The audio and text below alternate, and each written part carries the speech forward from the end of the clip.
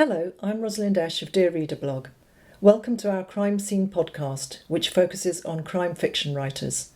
Today I'm in conversation with Peter James, author of the Roy Grace series, now an acclaimed ITV adaptation, Elly Griffiths, author of the Ruth Galloway series, and Graham Bartlett, 30 years a police officer in Sussex Police, now an author himself with his debut novel Bad for Good. We met in Goldsboro Books in Brighton to talk about Graham's role as advisor to crime writers on how to write authentic police procedural. So, as you all know, we're here to discuss basically Graham's sort of role in your lives and how you all work together. So, I wanted to start with you, Peter, please, and just ask, can you tell us when and why you first decided you needed to seek advice on police procedural? Was it before you wrote the Grace books at all? No, when I kind of goes back a long time when I got burgled in 1982, and I'd just written my first published book, which was a very bad spy thriller, and a young detective, Brighton CID, called Mike Harris, came to take fingerprints. And he said, if you ever want any research help with the police for your books, give me a call. And he was married to a detective also at Brighton Police Station, and we became friendly and started meeting a number of their friends, and who were all cops. And I just began to realize, wow, police, from an author's perspective, nobody sees more of human life in a 30-year career than a police officer. And I was introduced, and I started putting police characters into my books. In 1997, I met a young detective inspector in Brighton called Dave Gaylor, who rose to become Detective Chief Superintendent. And he was my real-life Roy Grace. And then, as he was approaching retirement, Graham was promoted to basically Chief Superintendent. Graham had had multiple roles in Sussex Police. He's probably served just about every rank and every role, including as a detective, head of homicide at one point, head of major crime. And at the time Dave was leaving, Graham had become commander of Brighton and Hove, and basically very kindly and nobly took over as my key point person in Sussex Police, to the point where we actually went out and patrol one night, driving around the docks of Shoreham at about midnight, 1 a.m, looking for a good place to dump a car in the harbour. It's when you're asked that question by a crime writer, where would you dump a body in the harbour, that you wonder whether you've made the right decision to go out with it at that time of night. So you just volunteered, Graham? You just knew about Peter, did you? Yeah, I mean, Peter, through Dave, you had a lot of you had a lot of presence at Brighton Police Station, and lots of people had helped Peter, and I just thought it was really important that we kind of continued that, because I love Peter's books, and it was a privilege to be part of the research of that. So we met up. I think the first time we went out was to football or something, wasn't it? We went up to the old Withdean Stadium, and the old Withdean. You were among Graham's many hats. He was also football commander. Yeah. I think that is kind of. We don't talk about it, but it's I think a perk more than a job. We're doing the football. Oh, absolutely. Yeah. No, it is. Yeah, that was the first time we actually properly met. Oh, so what did that entail? Policing, making sure the stadium was safe? Just showing. Yeah, I mean, Peter had an opportunity to go out on response. He'd worked alongside murder detectives and local detectives, and I just wanted to give Peter the opportunity to see different sides of policing. So policing football is very, very different from anything else. You're part of you're not really in charge there. The club are in charge. So it was kind of how you work that, how the police. We've got is still doing the same job. A very, very charismatic football liaison officer called Darren Balcombe, and just the way that he deals with all levels from chief executive down to the drunkest fan. And I thought it was really good for Peter to kind of just see that side of it. And and it is a perk. I love my football anyway, so that's. What I learned, and I've had Darren Balcombe as a character in my books, but what I learned is that there is much more to policing football. We just think policing football is a bunch of boys in blues in bobby helmets standing around outside a football pitch. It's not. They go around the pubs. If it's a home game, they go around the pubs where they know the away team is going to be having their drinks before the match and chat to the guys and say, come on, welcome to Brighton. Hope you're not going to give us any trouble. So they've already got eyes on all the potential troublemaker long before the game ever starts. And also at the Albion, they've got cameras. The Albion's stadium, the Amex Stadium, has been designed so that they can tell the time, the control box, they can tell the time on any of the 28,000 spectators' watches.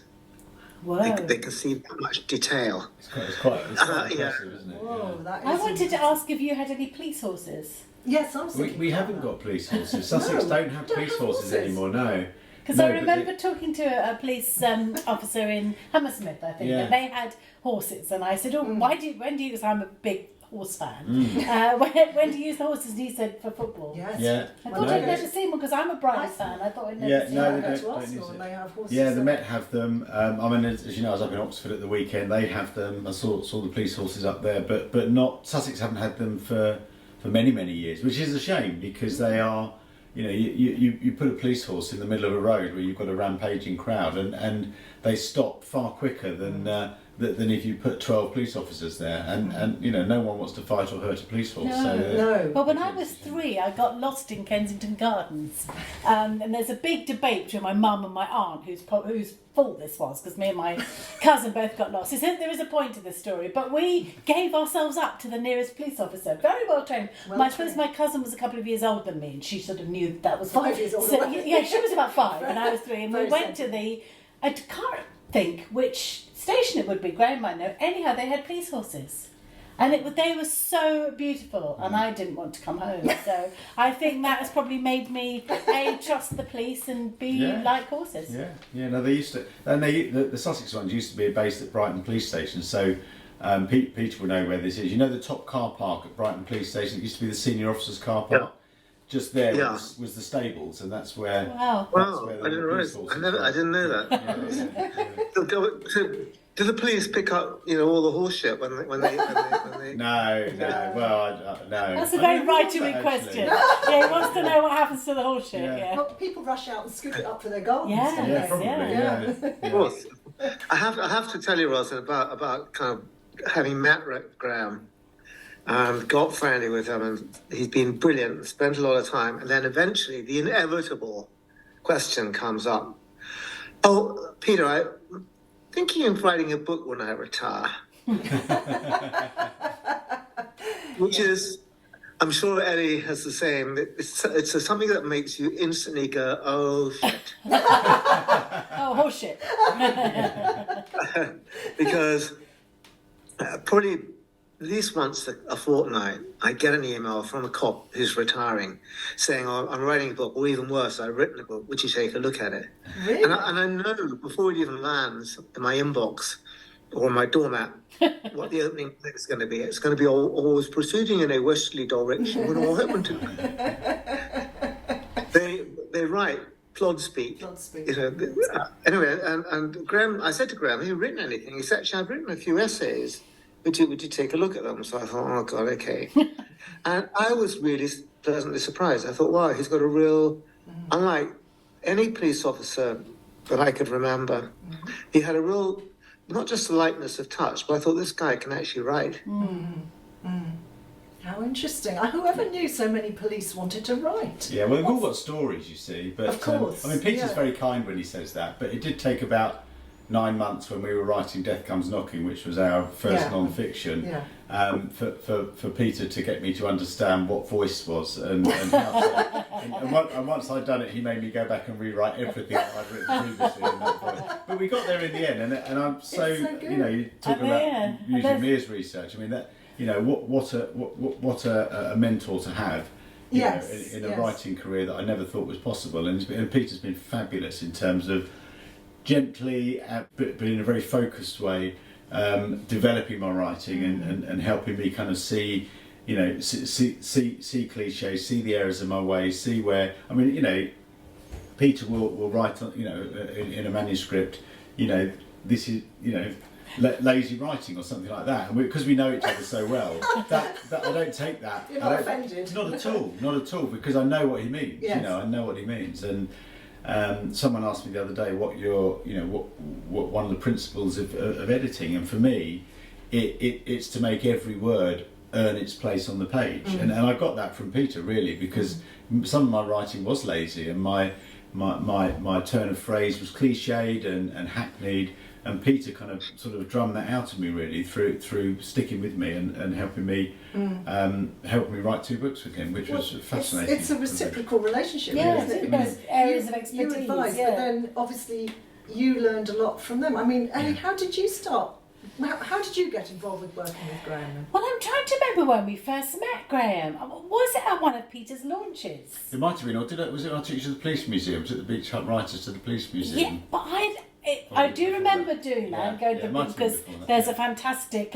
You should do next time you're here, Rosalind. There's you can go to the old police museum, which is at Bartholomew Square. Yes, The one that comes into my Brighton mysteries, and Yes, I'd you love can to see see the that. cells. And Graham did a little tour for a local writers group. But I think we'd met before, because I remember going to. Peter's always so generous and lovely, as everyone knows, very generous to local writers. Yes. Always invites us to his fabulous launches. But I remember this one might have been at the Amex, Peter, and I'm a sort of lifelong Brighton fan, so that was exciting enough.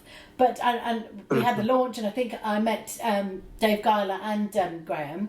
And there's always at Peter's launches a collection for the Police Benevolent Fund, I think it's called. Yeah. And on the way home, I got stopped for speeding. So there we are. I made my own little, and then I think I met Graham a little while afterwards, and I was asking for his expert advice, and I thought I just mentioned this little thing, and it what a shame I got stopped for speeding, just to see if there's any corruption going on the Grand Prix. Graham might say, "Oh, just leave that with me," and he went, "Oh yeah, what a shame." That is a bit of a hot spot for speeding. Yeah. So there you are. Obviously, I think actually I went on the speed awareness course, and I used it in a book, so there you are. Yes. Yeah, well, there you go, But Yes, because Nelson's always Nelson goes on that course, yeah.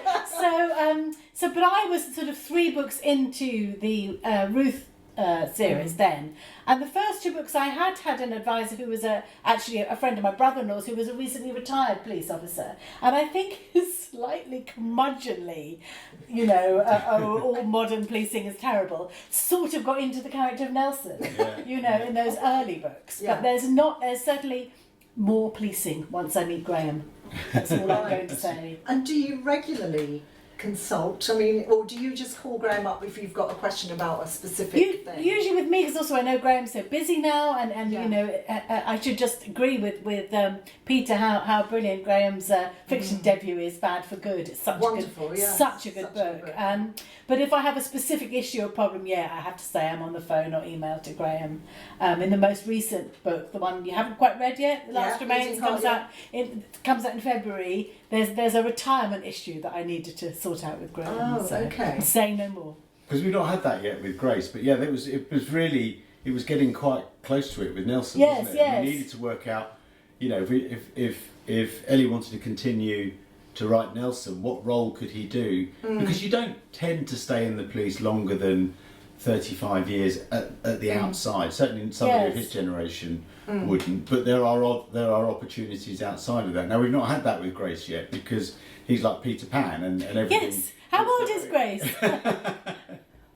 Well, in the first book, 18 books ago, he was 39, and he's now 42. It's just a very, very busy few years. I did that because It's because the gaps between the books in the Grace books is sometimes just a few days. Yes, or weeks. yeah, that's it's very true. clever. So it's not a year every time. Yeah. It's just a few weeks or a month, isn't it? Yes. I did that because when we first meet Roy, he's like getting over his vanished wife, and he starts to fall in love with Claire, who runs the mortuary. And I thought, if I jumped a year's a long time in a burgeoning love affair. So what I've done is, as you say, each book starts a very short space of time after the last, but I move them forward culturally a year. Yes. So yes, that's clever. It's clever. Yes, it's very clever. Very clever juggling, isn't it? Yes. It is one of the fun things about writing. My other series is set in the past, in the 50s and 60s. Yes. And in that I jumped forward 10 years.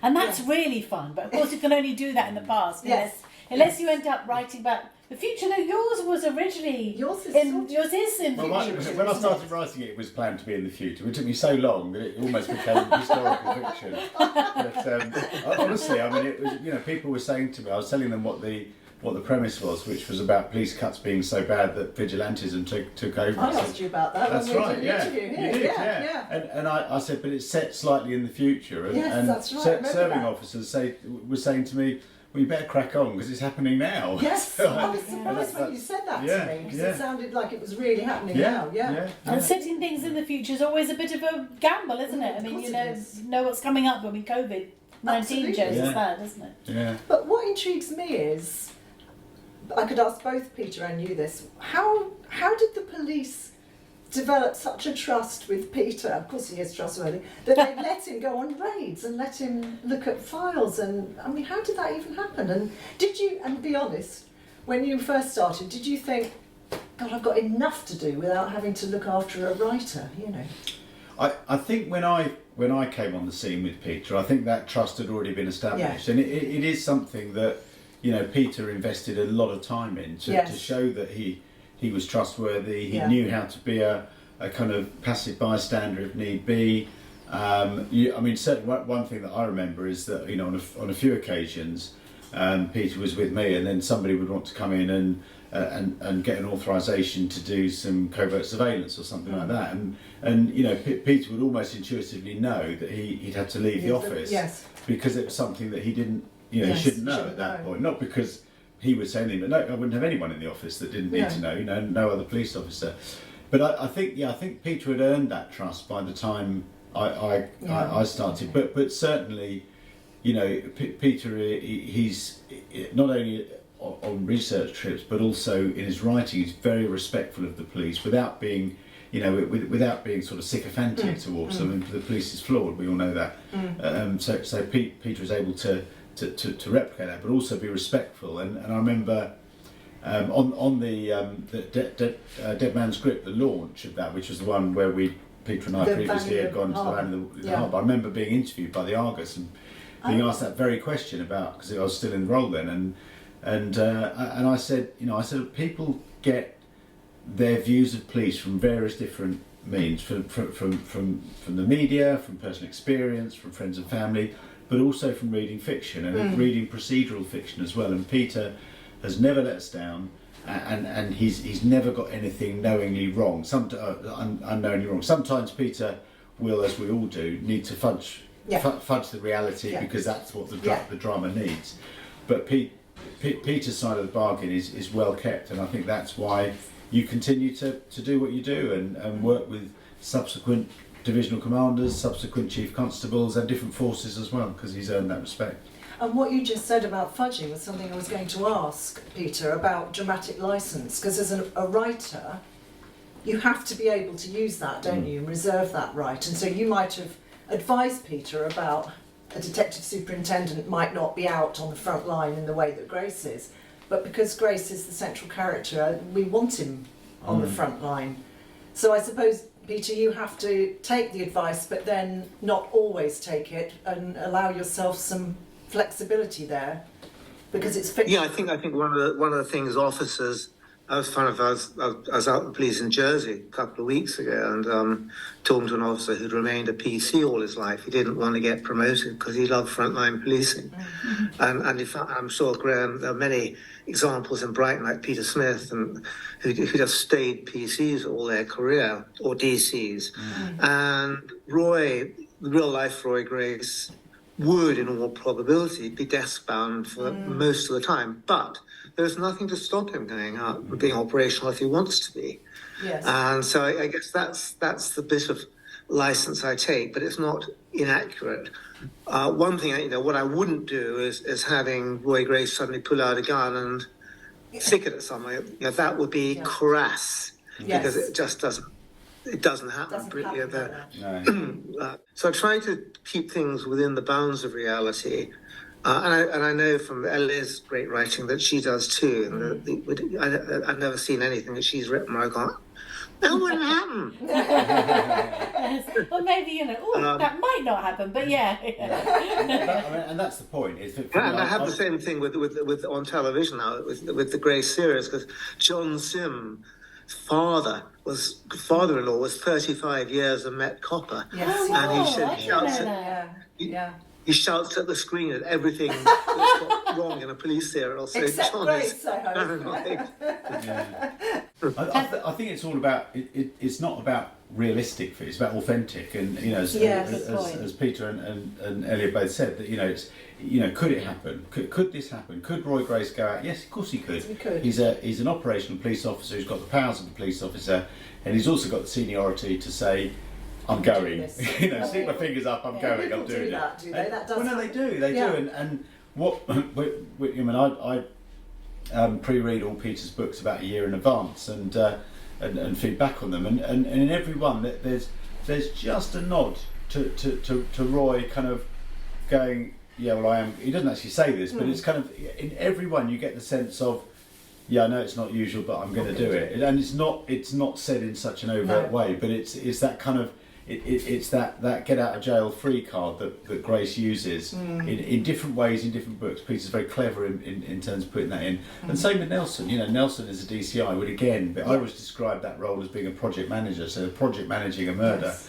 So they're not actually going out there, but Nelson finds a way to do it. Grace finds a way to do it, and that's the skill. It's not about saying, well, it's only going to be a DC that does that. So no, but just giving a nod to the fact that it is bit unusual, because we're writing books in which the unusual happens, aren't we? Yes. So we sort of, I think, have to give a nod to what would usually happen, and then sort of say, but in this circumstances, maybe something a bit different is going to happen. And I think, Graham's exactly right to say authenticity, really. That's really a good distinction. And now writers talk a lot about sensitivity readers, which I'm not against at all, but I think authenticity readers is a better word for it, really. Yes. Yeah. And Elly, when we were talking about authenticity, was there a concern for authenticity of crime writers in the past? I mean, is there a precedent for this, or is it a more contemporary thing? Because you know a lot about the golden age. Oh, I don't know. I don't know. Peter would know probably better than me, but I think. There was, like Agatha Christie, for example, she wasn't so great on police procedure, but she was a pharmacist, wasn't she? And she made sure she got all the drug stuff right, and I think it was quite important to her. And the small link I have with Agatha Christie is that we're both married to archaeologists, and so she tried to get that right. You're both great writers. But, that's so great, and that's so nice. But I think she did try to get those small things right. Do you know any sort of golden age writers who did sort of police research, Peter? Well, I'm just trying to think. The point I was going to just say is that Agatha Christie, Poirot and Miss Marple would be told to fuck off by today's police. And so would Sherlock Holmes. Yes. This is my crime scene. Get out of here, stupid old bag, or whatever. It just wouldn't happen. No.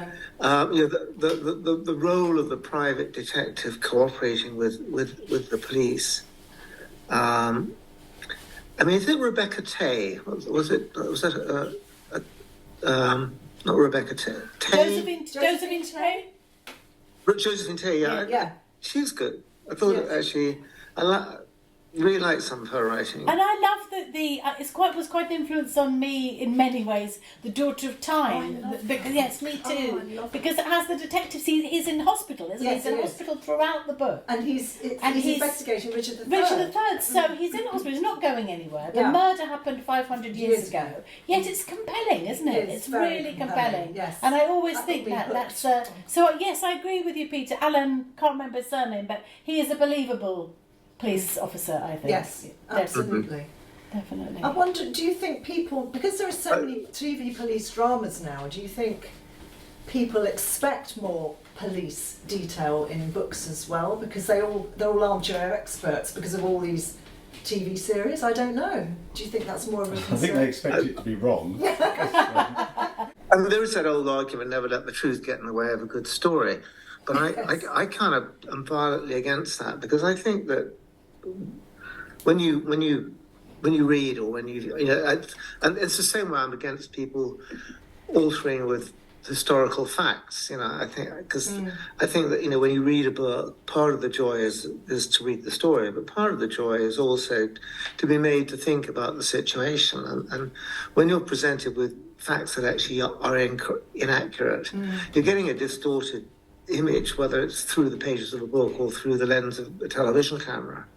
Yes. And I think the thing is that we're asking our readers to take quite a leap of faith with us, aren't we? Because nobody, not even a policeman like Grace or a Rebus, would probably get involved in as many murders as our cat, and certainly not many archaeologists do. I have to say, there are not many archaeologists who get involved. But so, given that leap of faith, I think it probably, we do sort of owe it to our readers to get other things right, as much as we can. Of course, there is. Of course, you have to alter them. I mean, you were saying, Graham, that your editor had said to you about. We know there's a huge team involved in something, but she'd said to you to sort of thin that down a bit, hadn't she? Yeah. So I'd overdone it in an early draft of Bad for Good. I basically cast the whole of the murder team, it was my then agent who said you've got to cut this down. You cannot have this number of police officers. I said, well, that's how many police officers it takes to investigate a murder. She said, no one cares. She said, just give them just give people the understanding that all these people are there, but let's just focus in on 2 or 3 of those. And she was absolutely right. But I kind of, I went too far on that. But then, then stripped it back, and I even double rolled some people, which you wouldn't do normally. But then I put at the beginning of the book that I've altered fact structures and procedures for dramatic purposes. So I think there's still the sense in your book that there is that big team there. Yeah. Just that we don't have to get them to know them all by name. Exactly. Yeah. Yes. Yeah. I mean, there's a slight blurring of boundaries, I suppose, between crime fiction and true crime, isn't there, in what you're doing and in what Peter does. And I think. I agree with Peter. I think if you veer too far from the real world, then you lose your readers. And Elly was saying about taking a leap of faith, and I think if you're, unless you're writing fantasy or something like that, you want the world to be credible. You want the world to be something that people go, I might not expect what's actually happening to happen, but within that world it could do, and that's, I think that's all you need to do.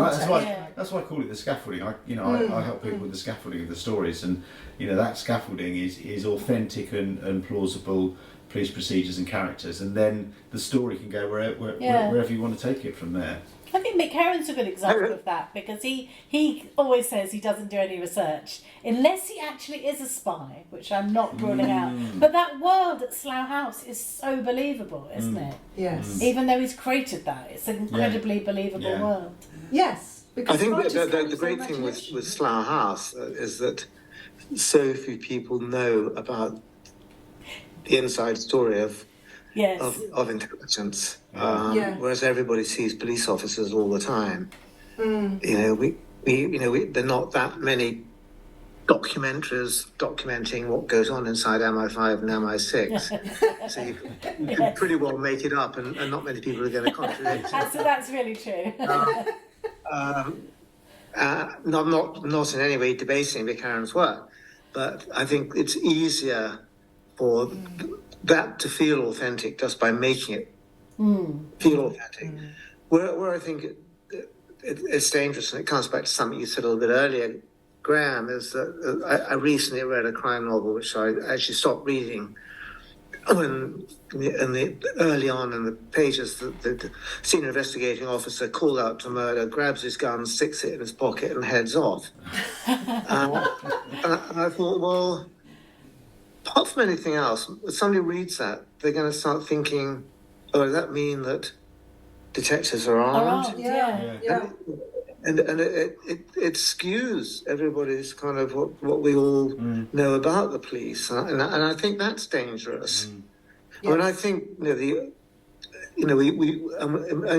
we're constantly reading about bad cops, bent cops, but the reality is, 250,000 people, the police and force employers with officers and civilian support staff. You're going to get bad apples, but I've been going out with the police for nearly 40 years now. I can't believe it, and I've met many police all over the world. I've been out with police in Moscow. I've been shot at, and many countries. But in England, we are very lucky in that the vast majority of our cops, they're not highly paid. These are people who actually go into a job because they want to make a difference to the world. And you're going to get the odd corrupt one, but that doesn't mean that police officers are institutionally corrupt. And also, we forget how lucky we are. When, I took my wife to the LA mortuary for a birthday present. You meant to have it. Oh, lucky old Lara.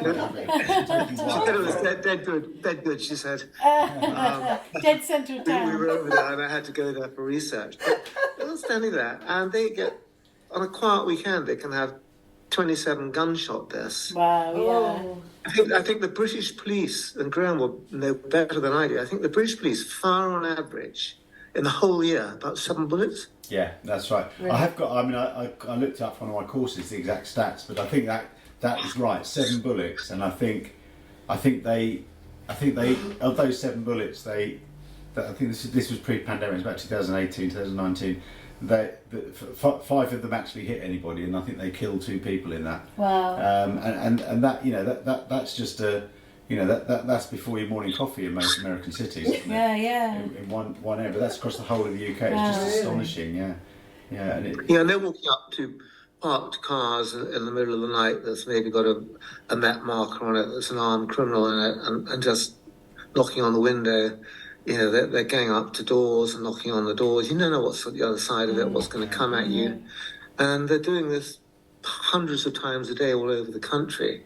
Yes. And they deserve more respect, I think, than they get for that. Yes, I agree. Wait, Peter, we had an interesting experience with the police in Sweden, didn't we? Oh my God, that was fascinating. Do you remember that in Sundsvall?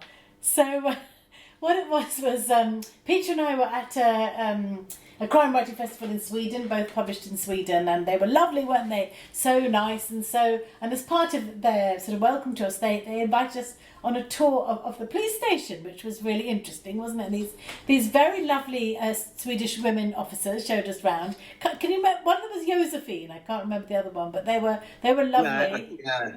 And the boss was Sven, I think, was that just my anyhow. They were lovely, and there was me and Peter. My husband Andy was there, Peter's wife Lara, and Arne Dahl was there as well. And we were shown round, and we had lunch with them, didn't we, in the canteen. And after lunch, they sort of showed us into this room, and they said, I wonder if you could help us. And they got out these actual crime scene photos, didn't they? And said, could you help us solve this crime? No. A real crime. The farmer had been shot about 10 years before. Yes. In Husband a and remote wife, farm wasn't in it? Sweden. They'd never solved it. And they said, if we showed you the crime scene photographs and we talked you through it, maybe you guys with your crime writer mind could throw some light on it. Go on, I'm glad they didn't ask me. Well, we weren't that much good, were we, Peter? I don't think. I can't. It was fascinating. We saw, everything.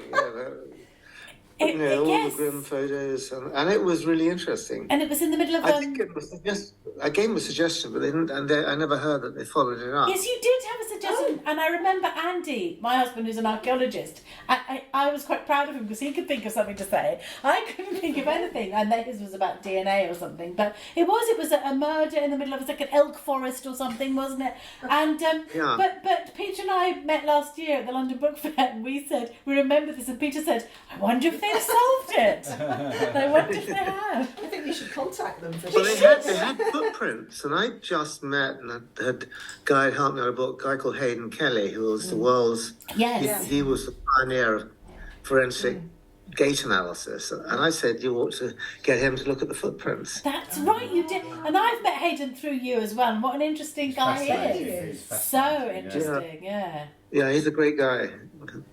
Gosh. You can tell so much from a footprint, and it's so individual. Yes. Which is very Yes. interesting. Thank you for listening to part 1 of our 2-part podcast. Look out for the next